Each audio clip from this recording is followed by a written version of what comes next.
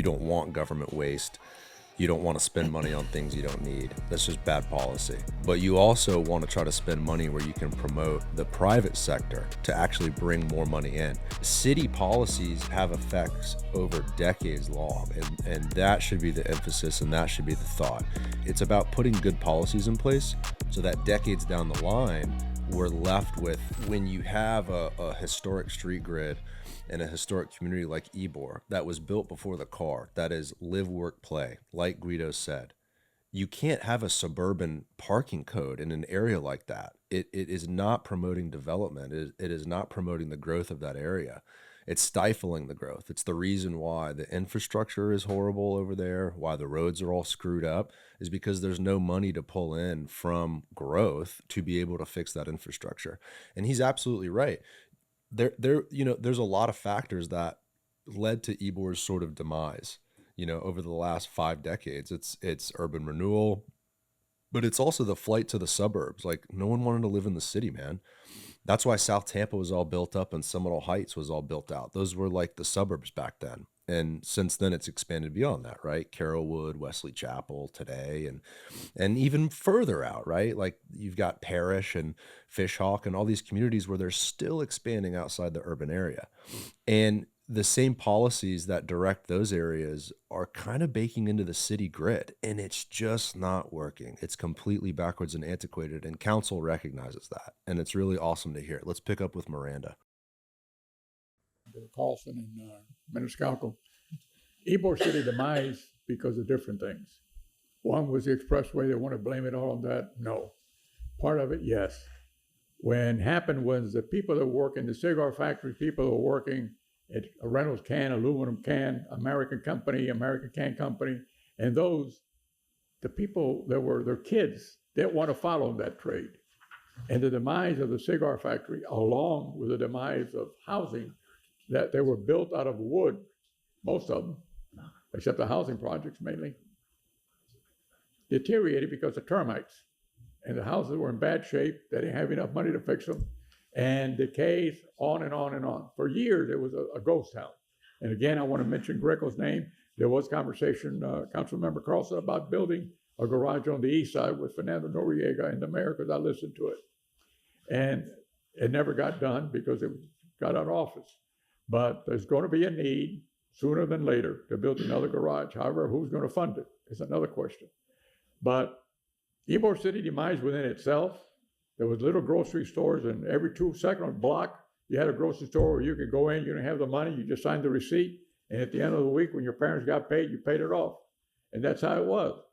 But things have changed. There was no credit card to speak of. You had a house account then in whatever store you went to, whatever grocery store you went to.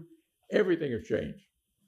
And so, I mean, I can't figure the 100% why they left, but they left mainly because the second generation from Ybor City, my generation that was born in the 40s and early 50s, went to school.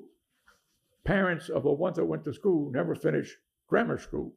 So there's a difference there between grammar school and even high school. A high school diploma at that time was something of success. Today, a high school is part of a system that you got to go higher in education and do that to be competitive in the field. So everything has changed between Ybor City of yesterday and the Ybor City of today. Living in tomorrow is great, but the construction area has changed. You're never going to have what Ybor City had before.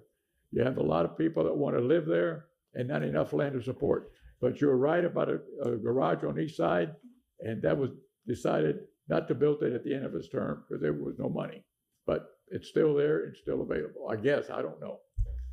In America, you can fix a lot of things with a lot of money. Ain't that the damn truth? Anything is possible with an open checkbook. But that's also the danger, right? You don't want government waste. You don't want to spend money on things you don't need. That's just bad policy. But you also want to try to spend money where you can promote the private sector to actually bring more money in. And when you look at where the city has built garages or where there is a centralized garage, you see the success of an urban area. You see that in Water Street. Okay, they have a centralized garage, and look at what they're able to do with the streetscape there. Look how popular that is. That's the Cumberland garage? That's the Cumberland garage, and because you have that centralized garage, You can open up the other buildings to better architecture, better streetscapes, better retail on the ground floor, make wider sidewalks, and make a more walkable, make a real city. Yeah. Feels great. Same thing is true on the west side of Ybor. You've got the city garages and you have Casa Marti, Casa Gomez, all these little buildings that are supported by centralized parking. Another example is Hyde Park Village. Now that place is a pain in the ass, right? But even so, you've got multiple centralized parking garages that create a better urban environment. So there's no reason to think why an additional garage on the east side of Ybor would promote that same level of development on the east side. And none of this is overnight. None of this is overnight. People that are hesitant about some of these policies seem to forget that, hey, look, this isn't overnight. This is over 5, 10, 15. This is over decades long. This is really for our children. This is about the future planning of the city when you make an investment like that. He shouted out Mayor Greco. That was close to 30 years ago when all those plans were put in place. That was in the late 90s and early 2000s. So here we are 25 years later, and those policies 25 years ago are now having a really, really positive impact. That streetcar was put in, HCC was brought to Ybor in like the 1970s. So city policies have effects over decades long, and that should be the emphasis, and that should be the thought. It's not about transforming everything that we've talked about on the show today. It's about putting good policies in place so that decades down the line, we're left with a properly planned, smart growth city. So you have this parking garage, right? Yep. Then this is another one. And there's a third one somewhere? They talked about doing a third one on the east side. So think of like where the park is, where the sheriff's property is, or close to the Columbia, right? On that sort of east side. Not this far east. No, not into the neighborhood. You wouldn't want to do that in the neighborhood. That would be too intense for the people that live in that area, because it would be too many cars and too much traffic. You wouldn't want to do it there. Ideally like right here. Yeah, that's right. You'd want to do it in an area where it's not going to be detrimental to the people that live in that community. You would do it near the park and the sheriff's property, 21st and 22nd Street. That's sort of the area where you could do that. And you do have the real estate to make that happen. But interestingly, David, if you look at this map, look at where the density is in Ybor. It's near the parking garages. But on the east side, look at all the empty parking lots. Yeah. So it's not the perfect solution, and parking garages are extremely expensive, but deals can be made and things can be worked out where you can actually bring in more money than you spend as a government by promoting good growth. So I was super happy to hear council talking about parking, and especially Miranda and Maniscalco, who know the history, deeply know the history. And, when Guido talks to, he grew up here, right? Like when he talks to his grandparents and when he talks to the sort of elders of Ybor and of Tampa, he recognizes what it used to be. And Miranda recognizes that too. And for them to say all that and sort of get it is really cool to see.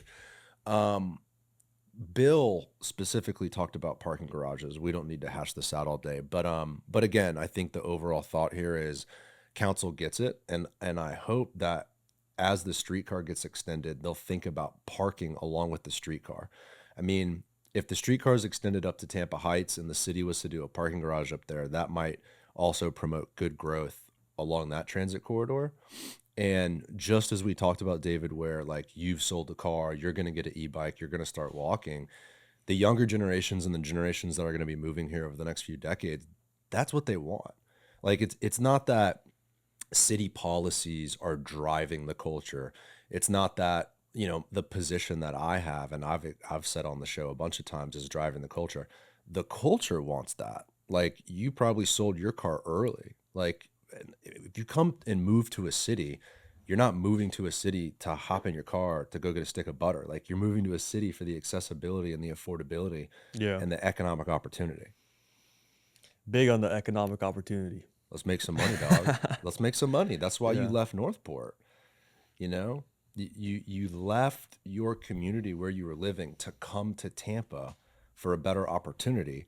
No different than I left Sarasota. I was like, sort of the victim of parents divorcing, right? And I was raised by a single mother. I was like taken away from Tampa, and I always wanted to move back. And I moved back with my then girlfriend, now wife, in 2017. Like you came here for the same reason my great grandfather came here in the late 1800s, for a better life and better opportunity, man. That is the American Genesis story. And it's true today as it was, over 100 years ago. Hey guys, if you want to watch the full episode of this clip, click right here. Make sure to subscribe by clicking right here. Thank you for watching.